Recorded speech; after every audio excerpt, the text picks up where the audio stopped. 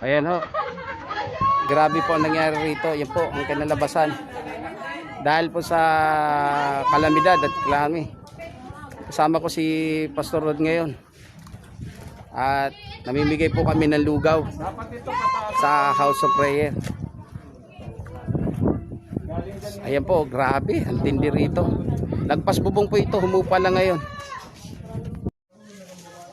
Ito po si Ate Mercy, kasama ko po at asawa po ni Pastor Rodrigo.